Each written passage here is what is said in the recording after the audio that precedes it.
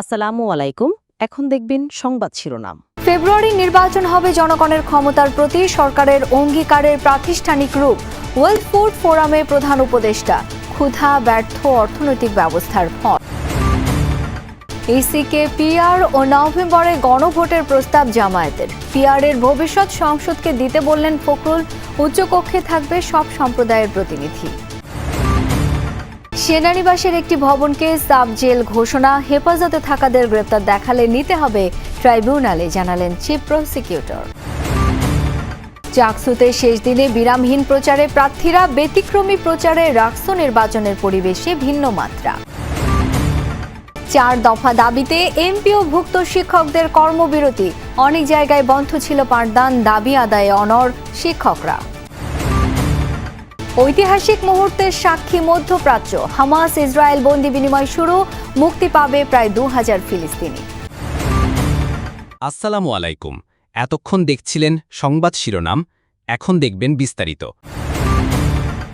ফেব্রুয়ারির জাতীয় নির্বাচন হবে ন্যায় ও জনগণের ক্ষমতার প্রতি অন্তর্বর্তী সরকারের অঙ্গীকারের প্রাতিষ্ঠানিক রূপ। বিশ্ব খাদ্য ফোরামের উদ্বোধনী অনুষ্ঠানে এমনটাই জানিয়েছেন প্রধান উপদেষ্টা ডক্টর ইউনূস। বলেছেন, ক্ষুধা কোনো স্বল্পতার ফল নয়, এটি বর্তমান অর্থনৈতিক ব্যবস্থার ফল, একটি নৈতিক ব্যর্থতা। বক্তব্যে তরুণ, নারী ও কৃষিভিত্তিক উদ্যোক্তাদের জন্য সামাজিক ব্যবসা তহবিল গড়ে তোলার আহ্বান জানান প্রধান উপদেষ্টা। বিশ্ব খাদ্য ফোরাম 2025-এর প্ল্যাটফর্মের উদ্বোধনী অনুষ্ঠানে বক্তব্য রাখেন অন্তর্বর্তী সরকার প্রধান ডক্টর মোহাম্মদ ইউনূস। বলেন, ফোরামের 80 বছর পূর্তি কেবল একটি উদযাপন নয়, এটি ভবিষ্যৎ প্রস্তুতির ডাক। This year's theme, hand in hand for better food and a better future. অন্তর্বর্তী সরকার প্রধান এ সময় বাংলাদেশের গণ অভ্যুত্থানের কথা তুলে ধরেন। বলেন, তরুণদের নেতৃত্বে জনগণের অংশগ্রহণে একটি সফল আন্দোলন সংগঠিত হয়েছে। বর্তমানে সেই তরুণরাই দেশের প্রতিষ্ঠানগুলোর পুনর্গঠনে নেতৃত্ব দিচ্ছে। আগামী ফেব্রুয়ারিতে জাতীয় নির্বাচন আয়োজনের কথাও পুনর্ব্যক্ত করেন doctor Yunus. In coming February, we'll hold our national election, and with it, we institutionalize our commitment to justice and people's power. ক্ষুধা কোনো স্বল্পতার ফল নয়, এটি মানুষের তৈরি অর্থনৈতিক ব্যবস্থা ও নৈতিক ব্যর্থতার ফল বলেও মন্তব্য করেন professor Yunus. In 2024, 673 million people went hungry. Yet we produce more than enough food. This is not a failure of production. It's a failure of the economic system.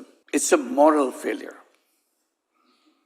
While we couldn't raise a few $1 billion to end hunger, the world spent $2.7 trillion on weapons. Is this how we define progress? Doctor Yunus আরও বলেন, বাংলাদেশের আয়তন ইতালির অর্ধেক হলেও 18 কোটি মানুষের খাদ্য যোগাচ্ছে সরকার। পাশাপাশি 13 লাখ রোহিঙ্গার আশ্রয় ও খাদ্য সহায়তাও দিচ্ছে বাংলাদেশ। বাংলাদেশের মানুষ সত্যিকার অর্থে অসাম্প্রদায়িক বাংলাদেশী।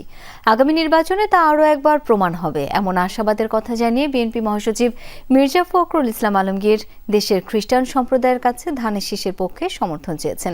এ সময় বিএনপি মহাসচিব বলেন, পিআর ইস্যু আগামী সংসদের উপর ছেড়ে দিতে হবে।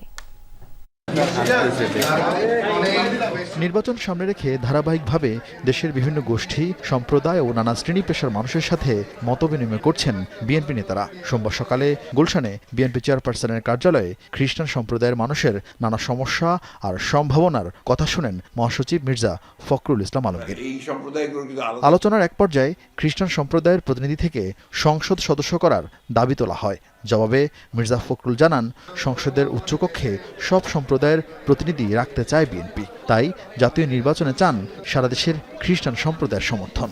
জাতীয় নির্বাচনের আগে নভেম্বরে গণভোট নিতে মানসিকভাবে নির্বাচন কমিশনকে প্রস্তুতি নেওয়ার পরামর্শ দিয়েছে জামায়াতে ইসলামী। একথা জানিয়েছেন দলটির নায়েবে আমির ডাক্তার সৈয়দ আব্দুল্লাহ মোহাম্মদ তাহের।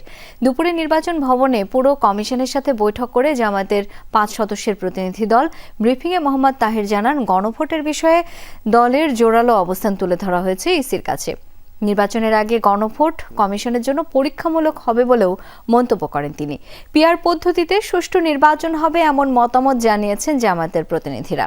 এ সময় প্রবাসীদের ভোটদান, ভোটার তালিকা, জাল ভোট রোধ, নির্বাচনে নিরপেক্ষ কর্মকর্তা নিয়োগ সহ নির্বাচন সংশ্লিষ্ট বিষয় সম্পর্কে জানতে চায় কমিশন। কিছু ক্ষেত্রে পরামর্শ দিয়েছে জামায়াতে ইসলামী।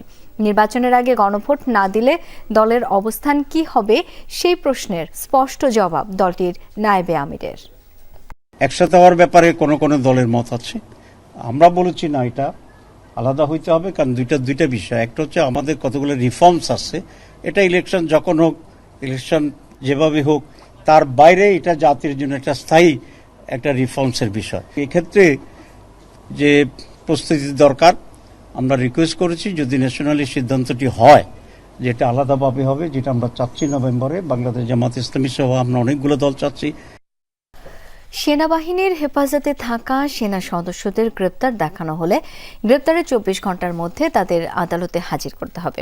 ঢাকা সেনানিবাসে MEH ভবনকে সাবজেল ঘোষণার বিষয়ে কথা বলেন চিফ প্রসিকিউটর। এদিন আন্তর্জাতিক অপরাধ ট্রাইব্যুনালে শেখ হাসিনার মামলার যুক্তিতর্কে গাজীপুরের কোনাবাড়িতে পুলিশের গুলিতে শিক্ষার্থী হৃদয়কে হত্যার ভিডিও প্রদর্শন করা হয়।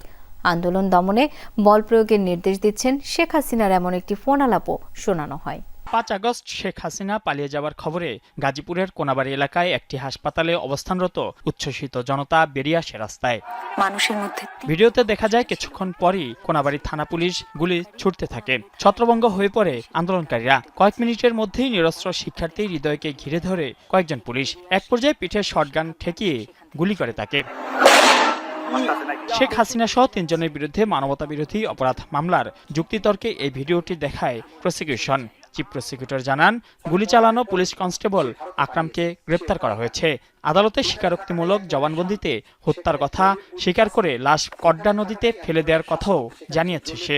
এই মৃতদেহ তারা একটা গাড়িতে করে তুলে কড্ডা নদীতে ব্রিজ থেকে ফেলে দেয়, সে পর্যন্ত স্বীকারোক্তি আছে। তার মৃতদেহ উদ্ধারের জন্য আমরা ডুবুরি নামিয়েছিলাম, কিন্তু যেহেতু 1 বছর পরে ওইখানে প্রবল স্রোত আছে নদীতে, কোনো কিছু পাওয়া যায়নি। চাকসু নির্বাচনে প্রচারণার শেষ দিনে সরগরম চট্টগ্রাম বিশ্ববিদ্যালয় ক্যাম্পাস। দিনভর ব্যাপক গণসংযোগ করেন প্রার্থীরা। নির্বাচনী অঙ্গীকার তুলে ধরে দেন বাস্তবায়নের আশ্বাস। এবার কেন্দ্রীয় ও হল সংসদে লড়ছেন 908 জন। রাত 10টায় শেষ হয়েছে প্রচারণা। একদিন পর বুধবার ভোট গ্রহণ। সকাল থেকে সরগরম চট্টগ্রাম বিশ্ববিদ্যালয় ক্যাম্পাস। চাকসু নির্বাচনে প্রচারণার শেষ দিনে সব প্যানেলের প্রার্থী এবং স্বতন্ত্র প্রার্থীরা পুরো ক্যাম্পাস চষে বেড়ান। মূল বেতনের 20% বাড়ি ভাড়া সহ 3 দফা দাবিতে দ্বিতীয় দিনের মতো রাজধানীর কেন্দ্রীয় শহীদ মিনারে অবস্থান করছেন বেসরকারি শিক্ষা প্রতিষ্ঠানের এমপিওভুক্ত শিক্ষক কর্মচারীরা। আন্দোলনরত শিক্ষকরা বলছেন, জনদুর্ভোগ এড়াতে শহীদ মিনারে অবস্থান চালিয়ে যাবেন তারা। জানান, প্রজ্ঞাপন জারি না হওয়া পর্যন্ত আন্দোলন চলবে। আলোচনার মাধ্যমে প্রজ্ঞাপন নিয়েই শ্রেণীকক্ষে ফিরবেন বলেও জানান শিক্ষকরা। ইসরায়েল ফিলিস্তিন বন্দি বিনিময়ের মধ্য দিয়ে যুদ্ধবিরতি বাস্তবায়নে ঐতিহাসিক মুহূর্ত